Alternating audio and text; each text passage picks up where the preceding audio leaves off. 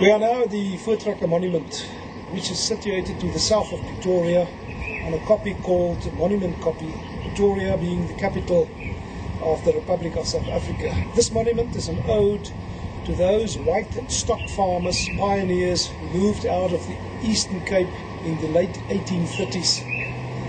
That movement was subsequently called the Great Trek, and 100 years later this monument was built to commemorate those people. The monument was built between 1937 and 1949, and it's an ode to the so-called Voortrekkers, those people who moved out first. 100 years after the Great Trek, they decided to commemorate the Voortrekkers, as they were called, and they subsequently built this monument. If you have a look at the monument from the bottom up to the top, it's a 40 meters. The width is also 40 meters, and if you walk along the monument, it's also 40 meters. If you have a look at the top of the monument, you can see a clear zigzag pattern running around the monument. That was deliberately put in by the architect, a man by the name of Gerard Moerdijk. If you have a look above the door, you can see the head of a buffalo. That was put in by one of the artists, a man by the name of Henny Potgieter. And that buffalo is symbolic of protection. It protects the monument. The bronze statue of the women and children, that's an ode to the sacrifices made by women and children during the Great Trek. If you have a look to the left, you can see the head of the first leader of the Voortrekkers, Piet Retief. And to the right, you can see the head of Andries Pretorius, the hero of the Battle of Blood River, Nkome. And the name Pretorius. Pretoria was called after Pretorius, one of the heroes of Blood River.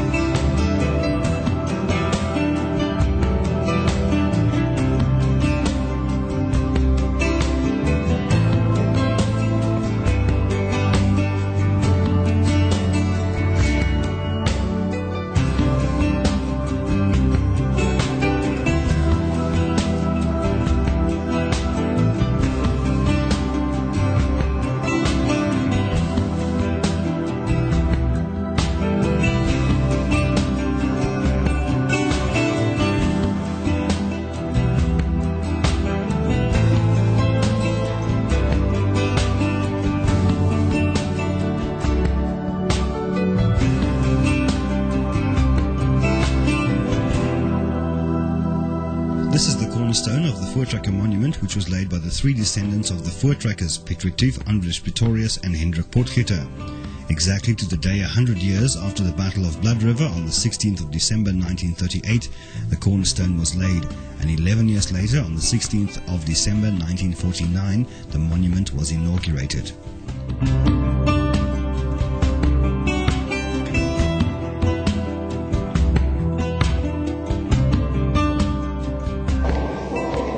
The Voortrekker Monument consists of two halls. We are now here in the Hall of Heroes, and if we look down into the Cenotaph Hall. If we look up, we look at the dome, and the little hole there. Every year on the 16th of December, exactly at 12 noon, the sun shines through onto the cenotaph and onto the words, "We for Thee, South Africa."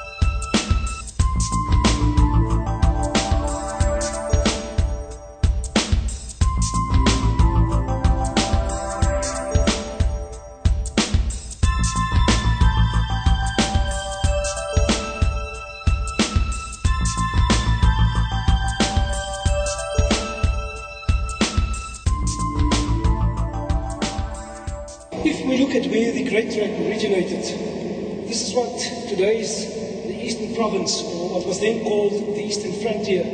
This is the map of the Republic of South Africa. This is where Cape Town is today, Port Elizabeth, Grahamstown, Durban, Tshwane and Johannesburg, Bloemfontein, and near Bloemfontein, a little village of Tabanchu. The Great Track started here. They moved over the Gariep River to Tabanchu. Here they elected Piet Retief as their first leader. Some of them then decided to move over the Drakensberg to KwaZulu-Natal. People like Louis Trichardt decided to move as far away as possible from the British to where Makaru is today, the old Louis Trichardt. From there he travelled through the Lowveld to the Mozambique. And Hendrik Potgieter at one stage chased the Matabele up to where the Northwest Province is today, near Botswana. In the end, the trackers who lived in Natal in 1843 moved back over the Drakensberg into what is today called the Free State and the northern provinces of South Africa, Northwest, Gauteng, Limpopo and Mpumalanga.